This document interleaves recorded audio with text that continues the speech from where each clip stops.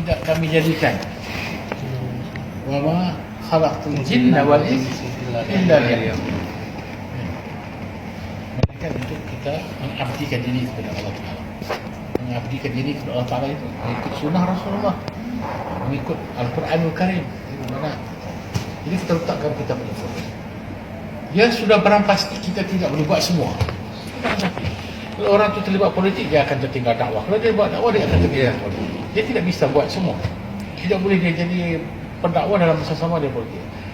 Adalah seorang dua, tetapi sulit. Satu dalam sejuta, dua dalam sejuta. Dia juga orang yang aktif dalam politik, tapi dia juga adalah da'i. Ada contoh di Indonesia. Dia ada.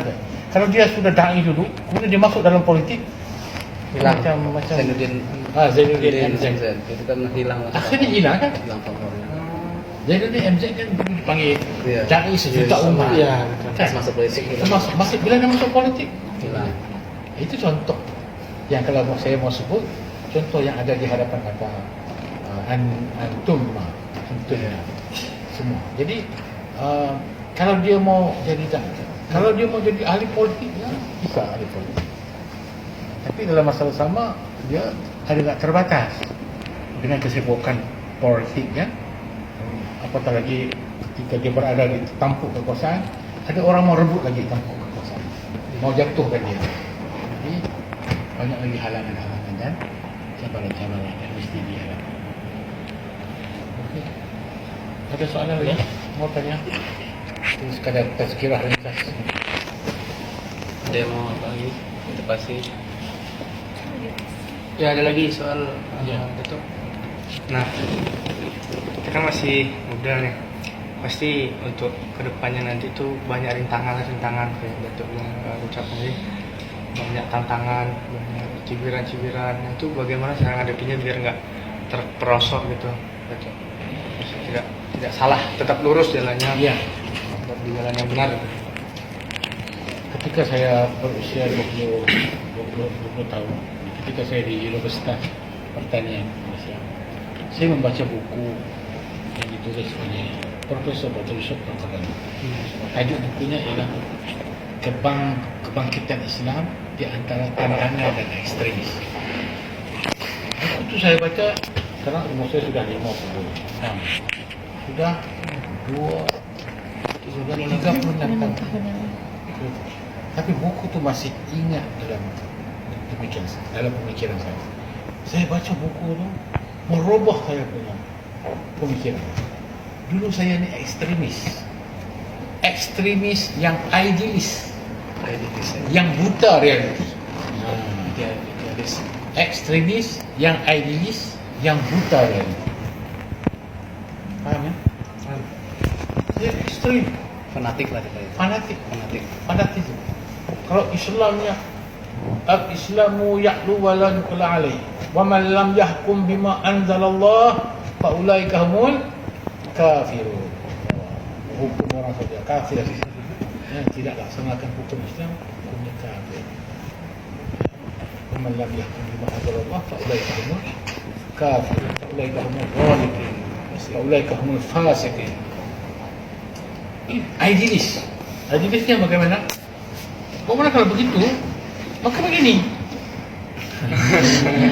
Itu gini. Kalau begitu yang datangnya hadis yang kita baca, ya maksud implementasinya begini. Itu Tak boleh beda. Tapi selepas saya semakin tua dan sebagainya, saya punya master saya punya studi saya untuk S2 saya ialah uruf dalam fatwa. Saya uruf dalam fatwa. Jadi uruf ni kan fiqh realitas, fiqh semasa, ataupun dipanggil fiqhul waqi'. Sekarang zaman dah berubah, suasana dah berubah, masyarakat juga berubah, golongan muda juga berubah. Jadi harus ada perubahan.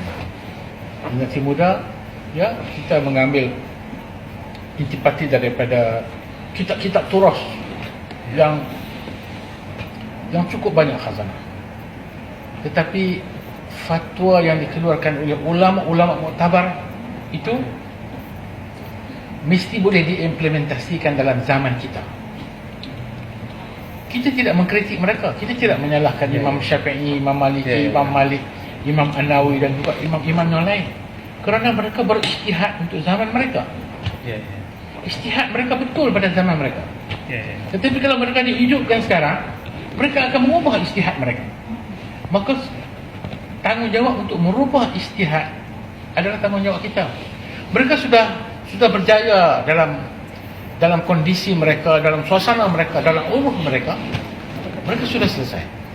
Tetapi kita ni, ini generasi muda yang dipertanggungjawabkan untuk menghadapi cabaran dan tantangan pada masa hadapan. Maka kita harus ada kemampuan untuk mengolah, menghurai daripada kitab-kitab yang muktabar, daripada Al-Quranul Karim. Oleh kerana Al-Quranul Karim itu relevan sepanjang masa, maka seharusnya ada kekuatan daripada kita untuk menasir, mengkaji, mengolah dengan kesesuaian-kesesuaian pada masa sekarang.